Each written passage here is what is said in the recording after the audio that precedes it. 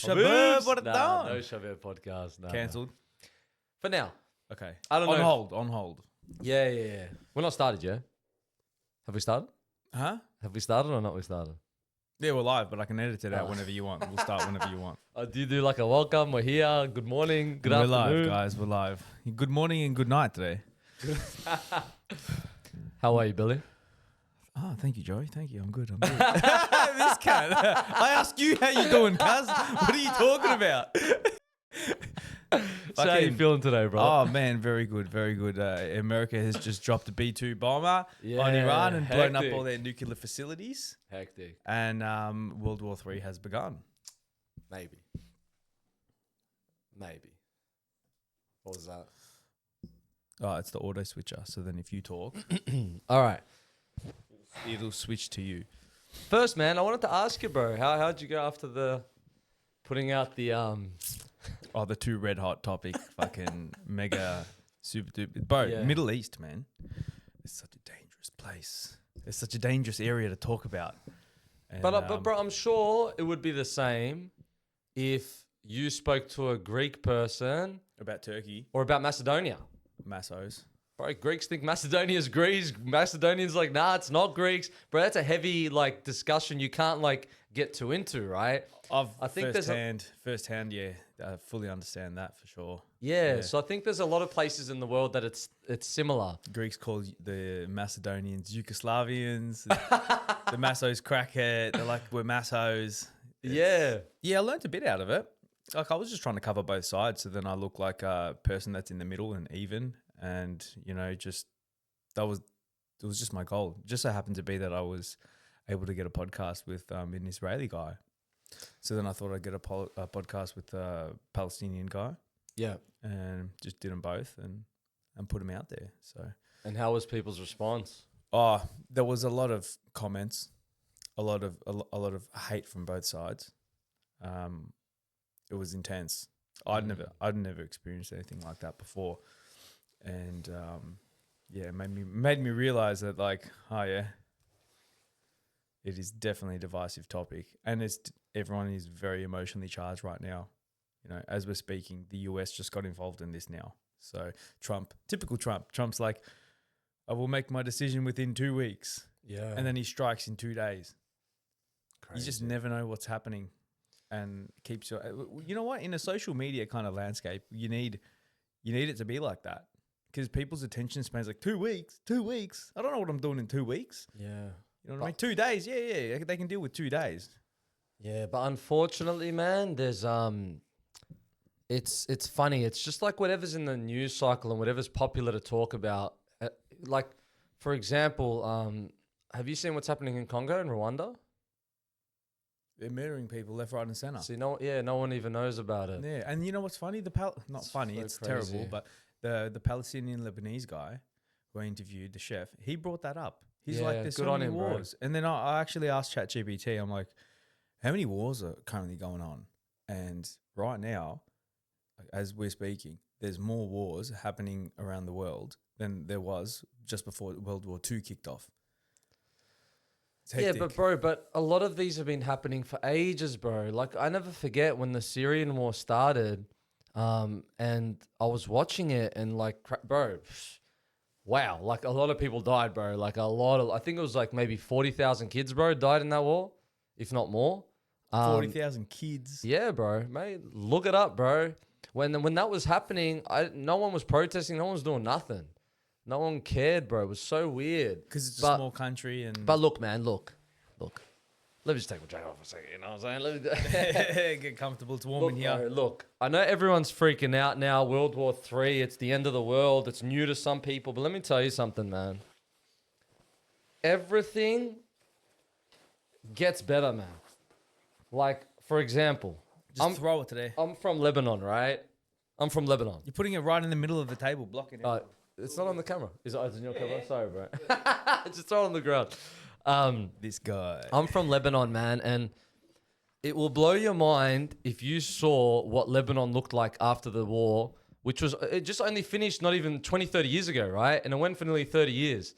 Bro, if you pull up photos of Lebanon Civil War, You think it's like Gaza. You think it's like bro. And then you go to if you went to Lebanon, say just 10 years after the war ended, bro, it was like you're in Monaco, man. It was like you're in like the most best place in the world. They rebuilt it mad. So my point being, man, like, you know, unfortunately, man, we just got to get through this little thing. People got to start healing. People got to start thinking more positive, because in the end, man, it's just, there's the only thing, bro. Otherwise, what? We're just going to self-extinct? Like, we're going to kill us? Like, everyone's just going to die? Like, I don't know, man. I just feel like everyone is almost egging on the world to end right now. That's what it feels like. It almost feels like it's two basketball teams. And you're like, yeah, kill them, blow them up. Bro, on both sides, like everyone's literally calling for the blowing up of the other side. And bro, when you say that, you're not saying I want to get rid of that regime. You're saying I want all those innocent people. Joey. It's going into the yellows and the red zone. Bro, you're getting too passionate. Half a meter away from this thing. I don't know. You're going to explode my microphone. Anyways, take it easy. My point being, I love your passion though. Bro, my point being right now, like people when they're saying, yeah, let's get rid of the other side, they're really saying innocent people on either side are just going to die for what, man? For what? Yeah. Right? We're not saying go attack that army. People are literally calling to go like, yeah, take out that country. It's a sport, like it's for fun, right? Last week, America was talking about Iran, like table conversations on The View and stuff, like, oh, they need regime change, shit like that, right? Like it's just for America, it's just like a table coffee conversation. You get a latte, oh yeah, you know, they need regime change, and then while the other country's getting bunker busted and all this stuff, pretty hectic. War's war though. What are you going to do? What was Israel saying for a very long time? Death to America, death to America, death to America. Israel was saying that? No, sorry. Iran. Yeah, Iran was saying that. Definitely not Israel. Well, look, bro, Iran's a funny one, man. I, as someone from the Middle East, bro, I still don't know where I stand with them. Because I only say that because I've got cousins who have married Iranians. Yep. I made a few Iranian friends in Thailand, a few girls, and I haven't met anyone that likes their own government, bro. Do you reckon all the Iranians that leave hate Iran because of what it's become? Maybe. And that's why there was a mass exodus. Like PBD, look at Patrick Bet-David. He's really probably enjoying covering all this stuff now. He's super successful, multi-millionaire. Well, it's his country, right? It's his country, but he had to leave his country as a Christian Iranian because it became an Islamic country. So, you know, for someone like PBD, and he's covering it as well live, he's got his own media company, I don't know if he'd be loving it, but it's definitely a topic that he'd have expertise in talking about. So he's getting a lot of traction, which is good. I kind of get it because just pre-COVID, man, Lebanon was on the precipice of like something great. Yeah. Like there was that big revolutionary protest happening all over the world. Bro, there was people in Lebanon protesting, holding hands from Tripoli to Beirut, bro. That's like one side of Lebanon to the other, right? Yeah. There was people holding Qurans and Bibles together, hugging each other. Bro, it was incredible, right? And then COVID hit, and then it just went to crap. But if that's what some Iranians, I guess, are feeling right now, if that's what PBD's feeling, I get that feeling, bro. Like the feeling of like power to the people kind of thing. Because, bro, Middle Easterners, man, we're very passionate people, bro. Very passionate, man. And like, if you look in the history, some of the most amazing stuff's come out of the Middle East, bro. Like the way we party, bro. Like we love to party, we dance. We're hospitable, right? We're very hospitable. So I think what's happening in Iran, from what I'm thinking, from what some Iranians are telling me, it's very anti that. It's like anti-celebrate life. It's like more worship. Put yourself down a bit, right? So I can feel how people might want us, you know, a different opinion. But what I find funny, right, about the topic of Iran, and I always remember this, bro, that wrestler kid, the one I think he got hung, and Dana White at the time was like all the UFC fighters were trying to like save him, I think. Bro, I don't know if you can look that up, man. He got hung? Either he was at the protest, and I remember something about Dana White trying to reach out to Donald Trump to save this kid because they ask AI the question, see if the AI can find it. Yeah, please, because they thought he was going to be like some future Olympic champion. Wait, hi ChatGPT. Was there some kid who got hung in Iran, and he was supposed to be like a future prospect Olympian champion wrestler, and Dana White and other figures in the UFC were trying to like reach out to save him. I think he got hung for protesting a protest for girls or something like that. Yeah, you're probably thinking of Navid Afkari. He was an Iranian wrestler who was indeed a promising athlete. Back in 2020, he was executed after being convicted of murder during the 2018 protests in Iran, though he and his family maintained his innocence and said that he was tortured into a confession. Dana White and a lot of other sports figures really tried to advocate for him, but unfortunately it didn't work out. Fuck. Yeah, I remember that happening, bro, when it was that protest for women or something. So I don't know, bro. And also, like, the other thing as well, bro, when it comes to politics, something I'm curious to know the answer of this. Do you reckon every country in the Middle East, Europe, America, everyone, can you say, like, the way they were 50 years ago, 100 years ago now is always, are they the same? Like, meaning, like, can you be like, oh, they did this to us 30 years ago, so now they're doing it again because that's what they've done. But like, do people change? Do countries change? Does everyone get held? Like, you know what I'm saying? Like, because governments get held accountable. Well, governments are constantly getting voted, right? Like a new government, new government. Well, just new. So, like, my point being, if, for example, are Belgium evil? Belgium. Yeah. Nah, in my eyes, they make chocolate. They're bro, not evil cuz. Have a look Belgian at what chocolate. they did to Congo, bro. Belgium? Bro. Belgium? Bro, you don't know the atrocities that Belgium These cunts are making did milk to chocolate, bro. Congo. Should we ask Bro, so I've got a question? really good mate in Thailand, right? Which I want to talk about Thailand. Shout out Leo, bro. Half Syrian, half Congolese. Very religious. Obviously, you know, Muslim. But he is a gem, bro. The most open-minded guy I know, man. We had the most crazy discussions. And he was telling me about Congo, what Belgium did to Congo. And maybe just Google it. Is that YouTube or something? Can you please just summarize and be very concise and like with a quick answer? What kind of atrocities did the Belgium do to the Congolese in Congo? I think it was King Leonard or something like that. Yeah, if you could please just list what happened and how horrific it was.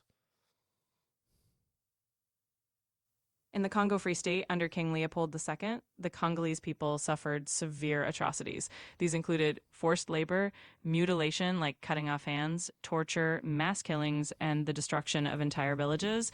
Millions died due to violence, disease, and exploitation. Bro, can I ask something again? Yeah, go. How many were killed and had their hands cut off and all that kind of stuff? The estimates of the death toll in the Congo Free State range from about 1 million to as many as 15 million people. Mutilation, especially the cutting off of hands, was a common and brutal practice used to terrorize and control the population. Yeah. That many people? So, bro. Belgium. Belgium. But the innocent chocolate people. But my point is that you can't say Belgium did that. It was this retarded king, bro. Yeah. This one dude. You can't say now the entire government of Belgium is evil because they did that, right? Yeah. So, like, with the Middle East, it's the similar kind of thing. Everyone will say that country did this to someone, but it's like, all right, bro, it happened 50 years ago. Are they the same people now? Have they changed? Have they maybe learnt their lesson? Have they felt a bit bad about it, right? So, like, bro, and there's one thing that Israel frustrate me with. There's one thing that Israel frustrate me with. Tell me. You just heard how many million died? Between 1 to 15 million. You heard how horrific it was. Yeah. Yet when October 7 happened, I get it, bro. It's bad. Yeah. But you're almost trying to like bait me into saying this is the worst atrocity that's happened in human history. And it's like, bro, like... Fuck off. No one even knows about Belgium. Not to fucking not to try and lower their pain, right? Definitely I get not. it. You Yeah. guys had people that died. You got family, bro. If someone in my family died in any situation, bro, I'd be pissed, right? yeah, I'd be 100%, angry, yeah. upset. But it's the gaslighting of like, this is the worst thing that's ever happened in human history. And bro, what? Because Congolese, they're not as important. Are they in a part of Africa that no one cares about or talks about? Like, is that why we're just going to ignore it? Bro, look up, bring ChatGPT up again. One sec. Can you love ChatGPT? No, just to make the point, bro, of how bad it has already happened. Yep. So, like, guys, the world's not ending. The world's not ending. It's going to keep going. All right, let me ask another one. Unless the nukes go off. Let me ask another one. We've got to wait for it. Yep. In Cambodia, when the government, I forget which one, I think it was the communist government, were putting people in camps very similar to the Holocaust, how many people died and what percentage of the country got killed? You're probably referring to the Khmer Rouge regime in Cambodia led by Pol Pot. During their rule from 1975 to 1979, it's estimated that about 1.7 to 2 million people died, which was roughly a quarter of the entire Cambodian population at the time. It was definitely a tragic period in history. Do you see them like yapping on about it? And that's my point. So Yeah. like, but look, also, bro, the Arabs do it too. Oh my God, this is the worst thing that's happened in history. And all that happens, bro, it doesn't help, bro. It doesn't help. No. Like sometimes people, they don't realize with their emotion and when they speak in anger, they're not helping their own cause, bro. Like for example, that the guy that was on your podcast, I don't know much about this exact phrase, but it's very gaslighting to say from the river to the sea doesn't mean what it fucking means literally. Do you know what I mean? You can't, it's too much gaslighting that everyone does. Everyone will say something. They're gaslighting each other. Yeah, bro, they exactly are. Double, all that triple should be gaslight. said, all that needs to be said is this. Hey guys, can we just stop killing kids? That's it. Let's just stop killing kids. Let's just chill out for a second. Let's let the slow kids down. live. Bro, let's slow down. Let the men fight it out. If the all adults want to punch on for a bit, let it happen. Relax with the innocent people. We don't need to see that. Like, come on, man. Like, guys holding their kids as their dad. Like, what is this shit, bro? And then an Israeli will gaslight you by saying, oh, that's not real or that's not. Like, bro. They don't have CGI. They literally are, even if what they're seeing is CGI, bro, they're seeing it. Yeah. Like, they're seeing it. They're feeling it. Like, you can't expect people. Bro, like when Israel was bombing Gaza, my sister was crying, bro. Like, full crying. She's got kids, man. Yeah. You know what I mean? Like, it's not good, you know? No one's kids should be. But then this is my point about people need to let go of hate a bit because let's say, for example, as a Lebanese person who went through a 30-year civil war, should I still hate people that our community was at war with? Should I still now say they're crap, they're this, they're that? You know, can you put a Google image for a second? Google images? Yeah, put on some images on now. Bro, I just want you to see what it looked like.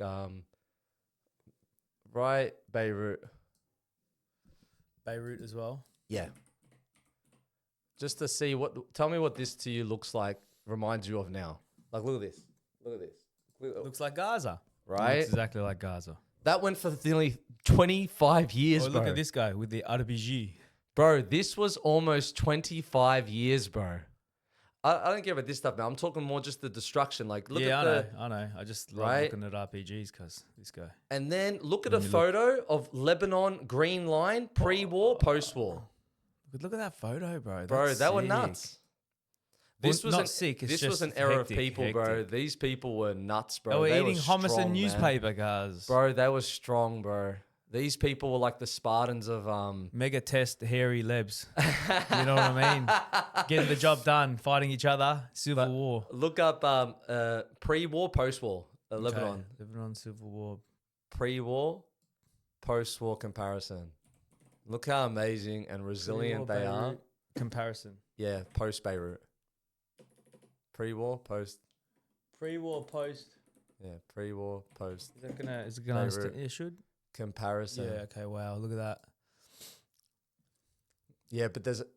Well, it's like it's got both in there. No, that's not the one. Lebanon? With that. No, that's not what I'm looking for, bro. There's a photo of the Green Line in Lebanon, and what the Green Line was, Lebanon there was pre-war post.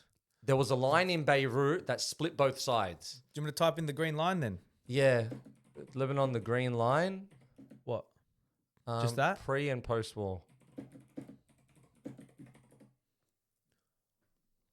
Is this the green line? Hey, they're not coming up, eh? You got 1983, 2022. Yeah, no. Oh, well, you can kind of see it, bro. It looks better in 1983, bro. What's going on? But, bro, all my point is... It's all concrete now. Surely something should come up pre-war, post-war, man. Ella, they're the green line. The green line is there. West Beirut, East Beirut. Lebanon, pre-war, post-war.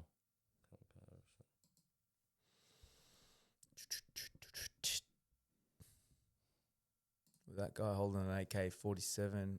Yeah, no, there was this photo, man, that used to come up where it would literally show in Beirut what it looked like from the war, and just like literally not even 5 years later how they rebuilt. So my point being, bro, you rebuild, you get over it, you move on. The emotional scars get healed, huh? Yeah, man, we need to end this war. And bro, people stop using this thing on both sides, saying they've hurt us too much.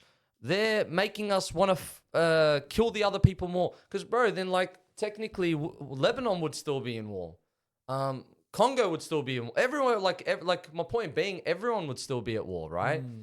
Bro, if the Greeks let go, that the Turks took their little land, bro. Greeks got fuck all land now. We're done. The Turks claimed the Greek Empire, it was big, and then they started drinking coffee, going frappe, they didn't give a fuck anymore. They were too busy fishing. Yeah. It happens, man. Lebanon and Greece are small. And I think you raise a valid point about, moving on. But also, if the trauma doesn't get acknowledged, then it's hard to move on. Bro, let me tell you something about that. So, part of like what I want to do with my whole business that I'm developing, I don't want to talk too much about it because I want to keep it inside, and hopefully when it's done, I can come on this in the future and put it out there. Yep. But it's essentially how to help people heal themselves if they're broken. And broken could be from trauma. Broken could be from an injury. Broken could just be that they're a bit of I don't want to say spastic, but they just move a bit weird. They weren't blessed with the best genes, and they're not exactly able to move in a good way to really get anything out of anything, right? So it can help literally rebuild the body. And I had to do this process on myself, right? From the coma, literally rebuild my body. Yeah. Now, if you were to use exactly what you just said to me, brother, to heal, you need to face the trauma. To an extent, there's one thing in facing the trauma, and then there's another thing which is transmuting it. Another thing is you dealt with it, and now you're moving forward. Because to move forward, you gotta believe that the trauma no longer exists. That's what transmutation is. Wow, I was just referring Full Metal Alchemist, bro. Fucking anime, bro. Shout out Full Metal Alchemist. Like to fully heal, you have to let go of things, man. Otherwise, you're going to constantly be paranoid. You're going to constantly spiral. Now, obviously, it's not that easy. Obviously, with what's happening, it's not that easy to just one day go, oh, I don't know anything that happened anymore. But in history, it's happened. It's happened so much in history too, man. And look, man, to fully heal, and if everyone wants to heal and actually help, but then you know what, bro? I think some people are actually like almost addicted to the bullshit and the gossip and the fighting and they identify with the victim mentality. Is that what you're saying? Like just they want to be a victim because they feel they're most powerful as a victim instead of actually being powerful and identifying as your own like yourself. Like who are you? If you just keep being a victim, how are you going to actually self-actualize and become the person that you need to be? Because you're stuck in a loop. Yeah. You're stuck in a loop. And that's well, look, you came on here to talk about, Thailand and your journey afterwards because we had an epic podcast. You were episode 5. It's been a hot minute since then. This is episode 28. Oh, wow. I've done a few episodes since you've been on last. Amazing. This studio has improved a lot since last time. Bro, it looks incredible in here. When you came on here, I had a little fucking bullshit screen here, cuz. Yeah. Like it was just, it was full basic. Still good audio quality. Well, there is a sneaky podcast we first did that the video wasn't there, but it was just audio. Yeah. That was a crack up, man. That was hilarious. A really good podcast. We did a 1 hour and 45-minute podcast and they never released it. Yeah. There's some really good gems in there. I probably will take excerpts out and try to do something with it. That, or it needs to be animated in AI. Like we look like cartoons. Like make me like a fucking gorilla or something, and you like something. Just like, give it another month. And then we're talking. You know what I mean? Just give it another month. You AI can be the will be able to beaver. do it. A beaver? A bee, because your A bee. story. Oh, yeah. Fucking hell. La vida es un carrusel.